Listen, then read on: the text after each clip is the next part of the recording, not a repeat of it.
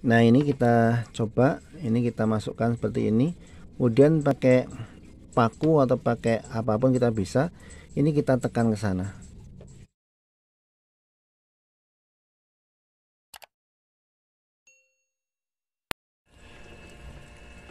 Assalamualaikum warahmatullahi wabarakatuh. Jumpa lagi dengan Pak Eko di Pak Eko Channel.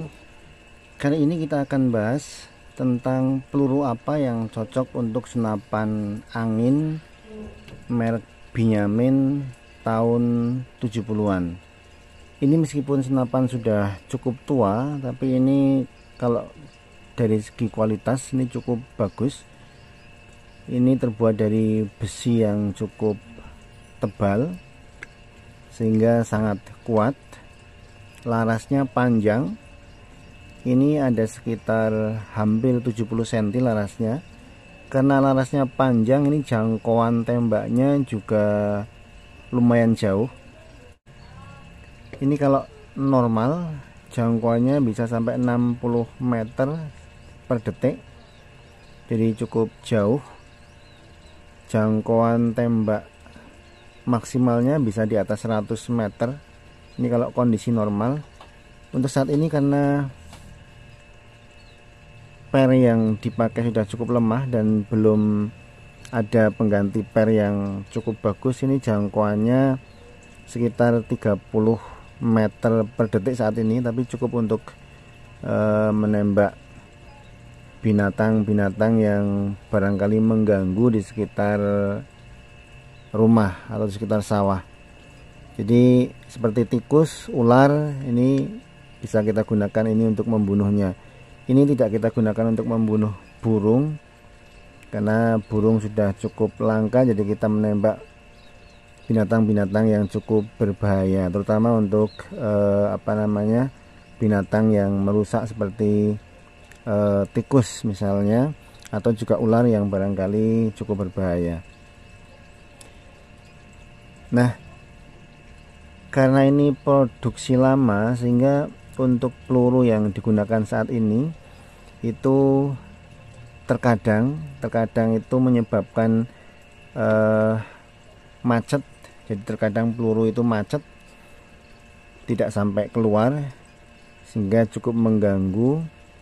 Meskipun sebenarnya ada peluru, kalau kita beli yang mahal, ada peluru yang cukup bagus, tapi harganya mahal. Kalau kita menggunakan yang murah saja, kalau kita menggunakan peluru yang murah, maka resikonya biasanya macet. Tapi untuk mengantisipasi atau untuk mengatasi agar peluru yang murah itu tidak macet, maka kali ini akan saya kasih tip bagaimana agar peluru yang murah itu tidak macet di laras atau tidak macet ketika ditembakkan.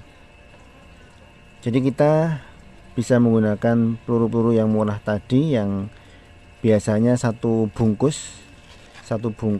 itu hanya Rp5.000.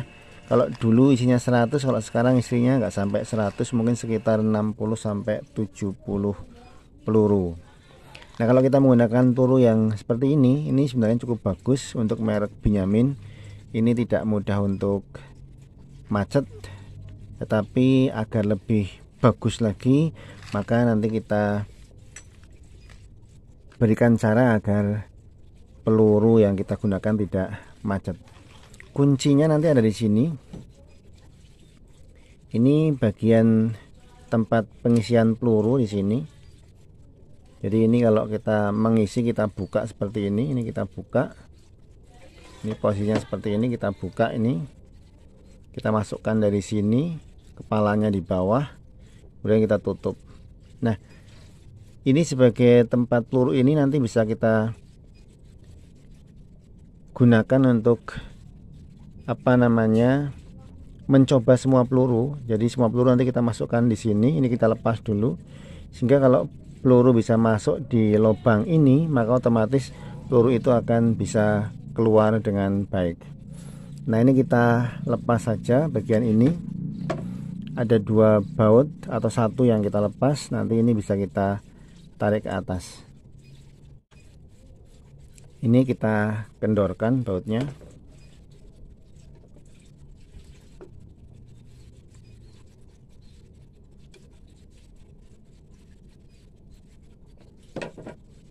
Nah, ini bisa kita lepas. Kita ambil satu seperti ini. Ini bisa kita lepas seperti ini.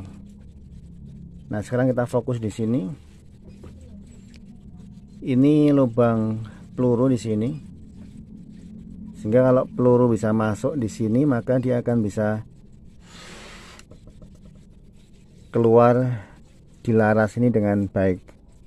Karena ukuran laras ini disesuaikan dengan lubang ini.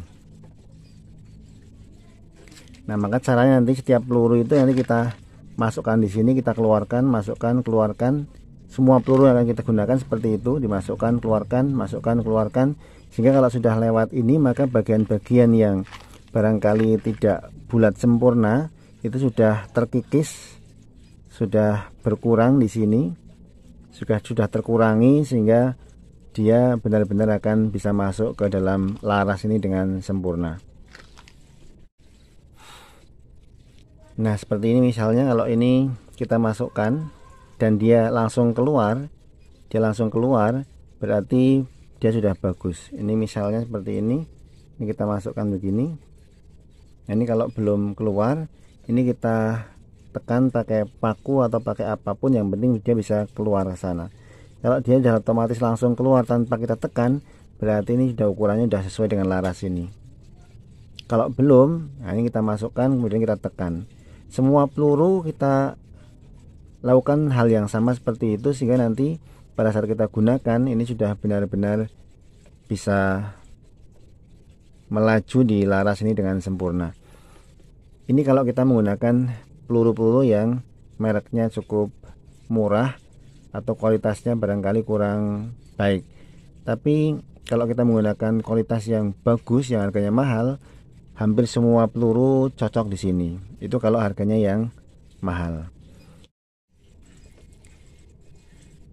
Nah, ini kita coba, ini kita masukkan seperti ini.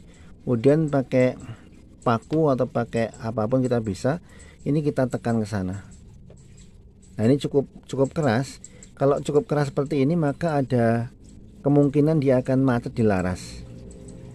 Ini karena memang ini terlalu besar, meskipun sebenarnya peluru ini ukurannya udah 4,5 mili. Tapi karena ini produk massal, bisa jadi ada yang ukurannya tidak sesuai atau tidak pas. Nah, ini agak susah.